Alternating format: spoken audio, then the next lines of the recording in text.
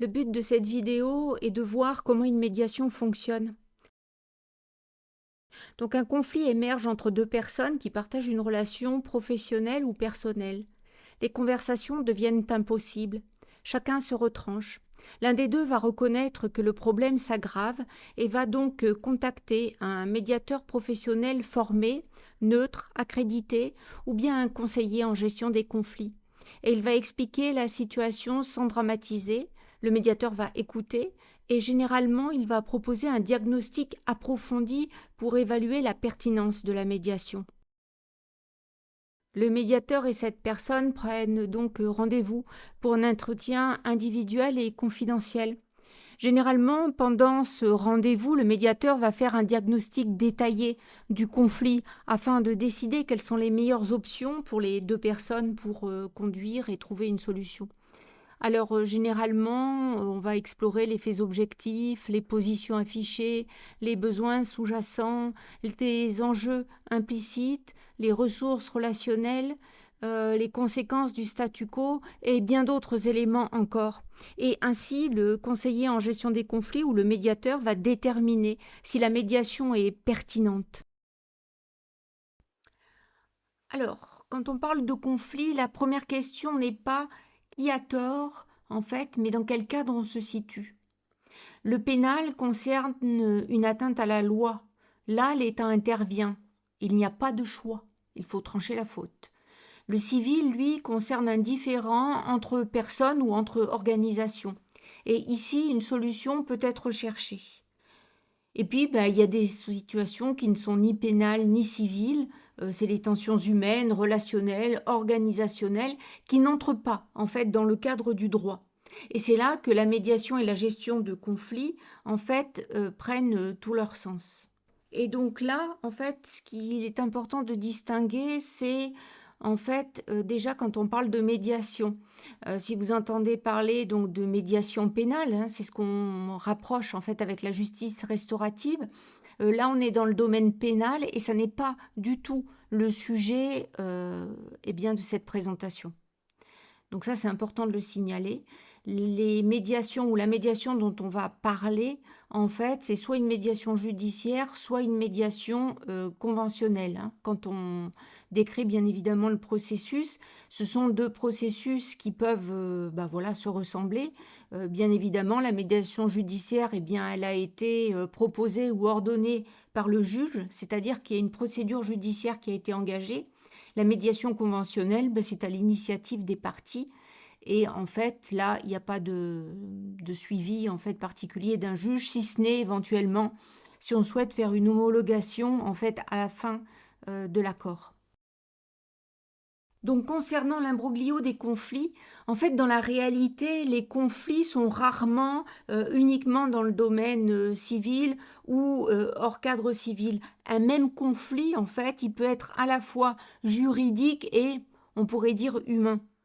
Hein, par exemple, le harcèlement, il est à la fois pénal et civil. Les conflits professionnels ou familiaux, ils peuvent relever du droit ou pas du tout ou en partie. Voilà, et c'est pour cela en fait qu'on va souvent se tromper de réponse parce qu'en fait on se trompe de cadre dès le départ. En fait, le cadre n'est pas clair. Donc le droit découpe, mais en fait la réalité elle déborde. Beaucoup de conflits chevauchent plusieurs cadres à la fois. C'est-à-dire qu'un même conflit pourrait même relever du pénal, du civil et puis être relationnel. Voilà. Et donc c'est important quand un conflit justement déborde le droit, et c'est souvent, il faut d'abord le comprendre. Avant de choisir, on va dire, un cadre, il faut éclaircir ce conflit. En civil, il y a toujours un choix. Le procès, lui, tranche, il applique la règle et il va désigner un tort. La médiation, elle cherche à comprendre le conflit et à construire une solution. L'enjeu, c'est donc pas d'opposer médiation et justice, mais c'est de choisir en fait le bon cadre, au bon moment, selon la situation. Et dans le domaine civil, il est important que vous déterminiez ce qui est important pour vous. Si la médiation n'est pas d'emblée la meilleure solution, le médiateur ou le conseiller en gestion des conflits va expliquer à la personne les alternatives.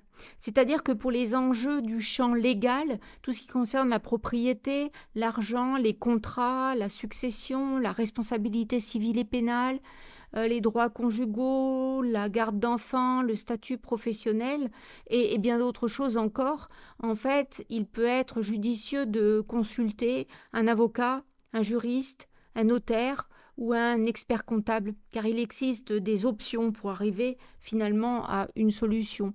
Soit il y a une négociation amiable avec les avocats des deux parties, soit il peut être proposé une conciliation judiciaire, soit il est proposé un arbitrage, l'arbitre va rendre une décision exécutoire, voilà, ou bien il y aura bien évidemment l'histoire du contentieux judiciaire, donc c'est aller au tribunal, c'est généralement très long, très coûteux et la relation est cassée définitivement. En revanche, pour tous les enjeux du champ extralégal, à ce moment-là, il existe encore d'autres solutions. C'est tout ce qui concerne la relation, la confiance, le respect, la reconnaissance, la communication, les visions communes, les valeurs, les rôles et responsabilités. Bien sûr, la médiation est une excellente solution. Maintenant, elle n'est pas toujours possible pour différentes raisons. Donc, il existe d'autres solutions. Il est possible, par exemple, pour la partie qui a contacté le médiateur ou le conseiller en gestion des conflits, eh bien, peut-être de penser à un coaching en communication ou en gestion de conflits afin de développer des compétences de dialogue et pouvoir soi-même réintervenir dans sa relation problématique pour trouver une solution. On peut faire appel aussi à un intervenant extérieur, par exemple à un coach en management ou en organisation. On peut aussi, pour certaines problématiques, faire appel finalement à une ou un psychothérapeute. On peut aussi envisager un thérapeute en fait de famille ou un thérapeute de couple. On peut aussi faire appel à un consultant RH pour l'organisation. Et bien évidemment, tout ça va rendre possible la négociation directe entre les deux parties prenantes après l'intervention de ces différents professionnels pour avoir de nouvelles idées, pour peut-être arriver à progresser sur le sujet. Et vous l'avez bien compris, bien souvent les enjeux sont mixtes, c'est-à-dire qu'on est entre le légal et l'extra-légal. Il y a des enjeux qui appartiennent aux deux catégories. Et donc il faut pouvoir penser à une approche hybride. Et en fait, le conseiller en gestion de conflit, par exemple chez Resolveco, nous proposons cette analyse et ce diagnostic parce que d'abord, ça vous permet d'y voir clair et puis ensuite de vraiment trouver les meilleures solutions pour les différents problèmes. Voilà. Avant de détailler les principes fondamentaux, eh bien, sachez que quand même en médiation, il existe deux portes d'entrée. La médiation conventionnelle, donc c'est la grande majorité des médiations, donc celle que nous venons d'évoquer, c'est une démarche que vous initiez librement. Vous choisissez votre médiateur, vous définissez votre cadre, et là, bien évidemment, eh bien, il y a un cadre de médiation, mais vous êtes complètement libre, en fait, du choix du médiateur, de l'agenda, de ce que vous discutez, de ce que vous choisissez. Ensuite, il y a quand même une deuxième porte d'entrée, c'est la médiation judiciaire. En fait, elle intervient lorsqu'une procédure judiciaire est déjà en cours, en cas de divorce, conflit commercial, voisinage. Le juge estime en fait que avant soit de lancer la procédure judiciaire ou bien même avant de trancher, il va estimer qu'une médiation pourrait résoudre le conflit. Il va alors lui désigner un médiateur sur une liste officielle pour une durée de 3 à 6 mois maximum. Donc là, c'est bien sûr un peu plus encadré parce que le médiateur, c'est le médiateur choisi par le juge et la durée, elle est fixée aussi par le juge. Voilà. Donc j'ai envie de dire en termes de liberté, c'est quand même un tout petit peu plus contraint. Voilà. Donc il y a quand même deux points cruciaux. C'est que même ordonné par le juge, vous restez quand même libre dans la médiation. Libre d'accepter de continuer ou d'arrêter, libre de proposer. Et ce qui est obligatoire, c'est uniquement d'assister à la première réunion d'information. Personne ne peut vous obliger à trouver un accord. On vous oblige juste à tenter, en fait, la médiation. Deuxième point crucial, si la médiation n'aboutit pas, eh bien le dossier retourne au juge. la procédure reprend. Mais souvent, elle aura, cette médiation, clarifié des positions et réduit les zones de désaccord. Le seul problème qui peut se poser, en fait, c'est la peur que vous avez que, eh bien, même en termes de confidentialité, il y ait certaines choses, certaines pièces peut-être qui puissent être utilisées. Et donc, bien évidemment, c'est vraiment à clarifier avec le médiateur et avec vos avocats, hein, puisque dans le cas de la médiation judiciaire, forcément, vous avez des avocats. Voilà. Alors, l'essentiel à retenir, c'est que conventionnel ou judiciaire, le processus reste identique. Même principe, normalement, de confidentialité et de neutralité. Même respect de votre liberté de décision. Même étape d'accompagnement. Seule différence, comment vous êtes arrivé là et j'ai envie de dire ce que vous faites après, puisque si la médiation échoue et que c'est une médiation judiciaire, ben vous retournez devant le juge. Si c'est une médiation conventionnelle, ben vous êtes libre de décider en fait si vous continuez en fait quelque chose. Ça pourrait être recommencer une autre médiation, ça peut être partir à ce moment-là en procédure. Maintenant, supposons qu'il ressort que la médiation est finalement une voie possible. Le médiateur, bien sûr, a expliqué les 4 grands principes fondamentaux d'une médiation. C'est d'abord la confidentialité, tout reste secret, c'est non utilisable légalement après. Il y a le principe de neutralité, aucun intérêt dans l'issue, c'est-à-dire qu'il y a une équité absolue pour A et pour B de la part du médiateur. Il est parfaitement impartial, il n'y a pas de solution imposée. Le médiateur facilite, permet le dialogue, mais la décision appartient entièrement et seulement aux 2 parties. Et bien évidemment, pendant la médiation, il y a une responsabilité des 2 parties.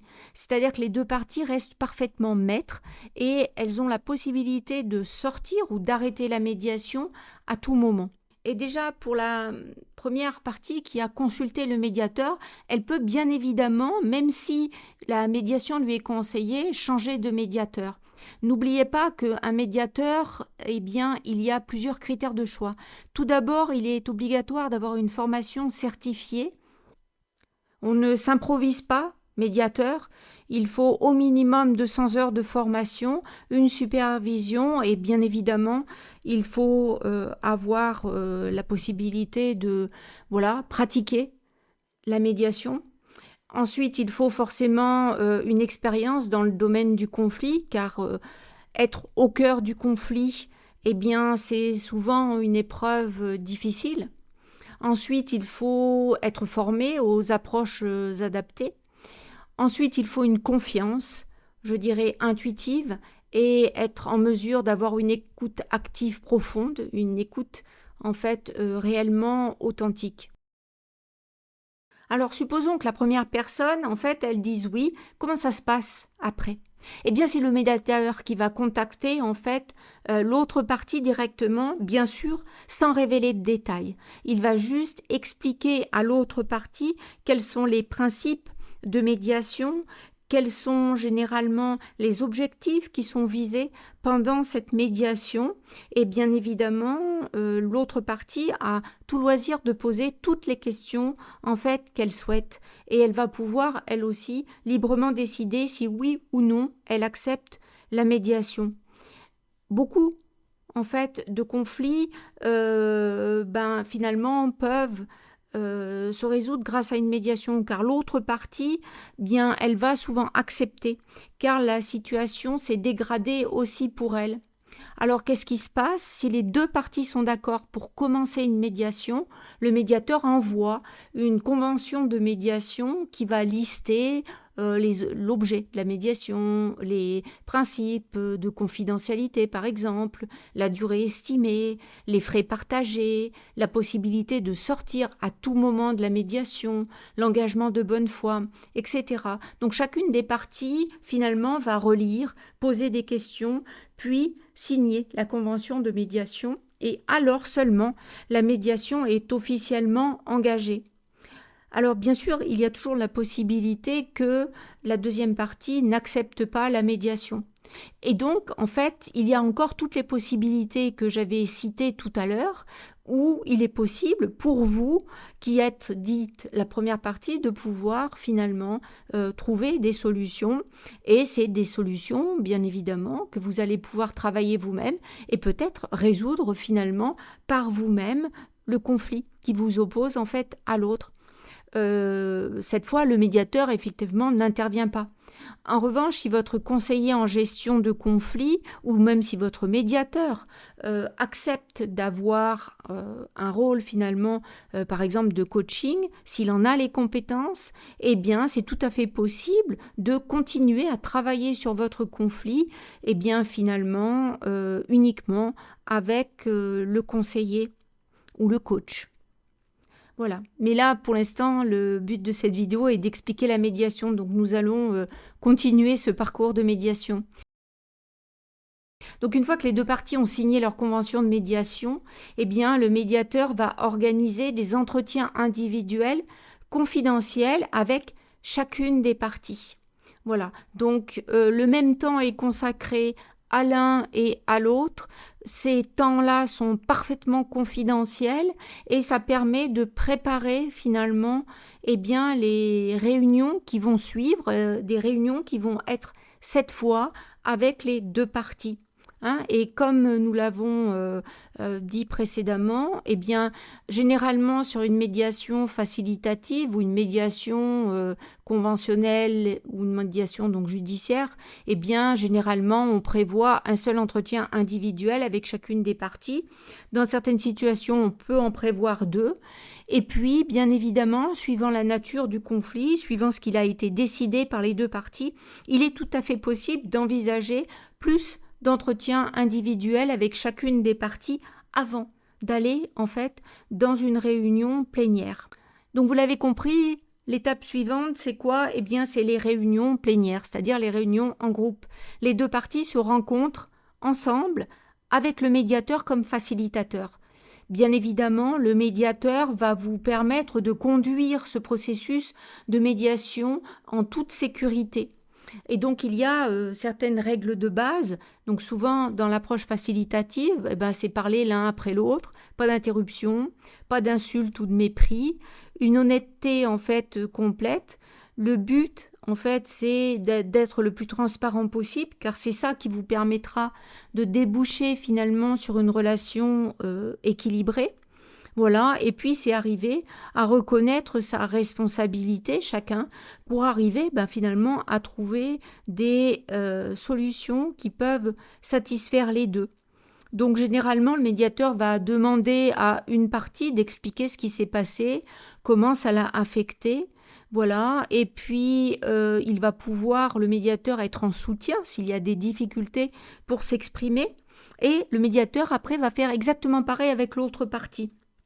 Et finalement, il va organiser une forme de discussion entre les deux parties pour que les choses puissent commencer à bouger et que petit à petit, les deux parties se dirigent sur la voie de finalement pouvoir proposer des solutions. Voilà. Donc le médiateur va pouvoir poser des questions de compréhension mutuelle, il va aider à challenger les hypothèses de chacun sur les intentions de l'autre, et puis quant aux solutions, il va aider à faire en fait une réflexion la plus ouverte possible pour déboucher sur des solutions créatives. Généralement, on prévoit 1 à 2 réunions plénières, bien évidemment, suivant le type d'approche choisi, suivant comment les réunions se déroulent, il est toujours possible en fait d'ajouter d'autres réunions plénières. Maintenant, sur des médiations en fait conventionnelles ou judiciaires, généralement, il y a au maximum 2 réunions plénières. Qu'est-ce qui se passe après? Eh bien, après, si les deux parties sont d'accord sur les solutions qu'elles souhaitent mettre en place, eh bien tout simplement, elles vont pouvoir rédiger un accord. Et ça va permettre de finalement écrire l'engagement mutuel de chacune, les solutions concrètes qu'elles acceptent de mettre en place, comment finalement elles ont envie de suivre l'implantation de ces options et de ces solutions qu'elles ont trouvées. Et puis vraiment, ça peut déboucher sur la résolution peut-être encore d'autres accords et de comment finalement elles vont pouvoir peut-être gérer leurs relations dans le futur. Alors bien évidemment, ce que je n'ai pas mentionné au départ, c'est qu'il est possible en fait d'aller en médiation en privilégiant seulement 2 ou 3 aspects à solutionner, en laissant les autres finalement en dehors de la médiation. Ou bien on peut dire, ok, on va d'abord travailler en médiation sur 2 aspects principaux du conflit, et puis on va accepter de laisser 2 autres aspects pour l'instant non discutés. Et bien évidemment, à la fin de la première médiation, si déjà ça a bien fonctionné pour les 2 aspects en fait qu'on avait choisis, eh bien on peut décider de reprévoir des médiations, ou bien quelquefois, au cours de la médiation, on a finalement discuté de ces 2 points que on pensait finalement devoir laisser de côté, et puis on se rend compte que on a pu solutionner voilà tous les aspects. Donc bien sûr, une fois que les 2 parties sont satisfaites, eh bien elles ont écrit un accord et elles peuvent signer cet accord. Voilà. Et donc ça va permettre un petit peu de finalement mettre noir sur blanc ce qui a été décidé. Alors il faut savoir qu'il y a aussi possibilité d'avoir une homologation judiciaire. C'est particulièrement le cas quand on a une médiation dite judiciaire. L'accord, finalement, peut avoir valeur contractuelle. Et donc, cet accord, il n'a pas encore de force exécutoire judiciaire, mais il est possible d'aller à cette étape-là. C'est-à-dire que si les 2 parties veulent une protection supplémentaire, elles peuvent demander, en fait, à chacune, à leur avocat, de rédiger une partie de l'accord. Et ensuite, elles peuvent décider en fait de demander la présentation de leur accord à un juge pour homologation. Et c'est souvent ce que leurs avocats vont faire. Et le juge va pouvoir examiner et valider finalement cet accord parce qu'il y aura donc une force exécutoire judiciaire, en fait. Cela va permettre finalement de faire en sorte que s'il y a une violation, l'exécution forcée soit possible. Il y a donc une valeur légale indiscutable, une reconnaissance officielle. Alors, l'homologation n'est pas nécessaire. Beaucoup de médiations réussies ne sont pas homologuées, car les 2 parties le respectent volontairement. Mais il faut savoir que c'est quand même une possibilité. Voilà. Alors, après l'accord, qu'est-ce qui se passe? Eh bien, souvent, plusieurs mois après la signature, A et B, les 2 parties donc se sont mis en place les arrangements et elles se rendent compte que finalement, ça marche mieux qu'avant. Pourquoi? Cet accord n'a pas été imposé, il a été co-créé. Les 2 parties ont compris l'autre partie. Il y a eu reconnaissance des besoins mutuels. Et en fait, souvent, eh bien, la relation peut continuer. Et elle va forcément continuer différemment parce que personne n'oublie ce qui s'est passé en médiation. Tout le monde a appris, en fait, de comment on fait pour traiter, en fait, des désaccords. Et vraiment, je dirais, c'est une vraie réussite. Car c'est pas juste un accord papier. C'est d'abord la restauration d'une relation humaine.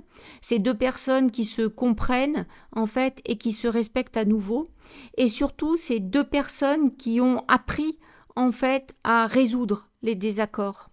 Voilà. Donc la médiation, elle transforme vraiment un conflit figé en dialogue vivant. Elle crée l'espace où les 2 parties peuvent exprimer vraiment ce qui compte.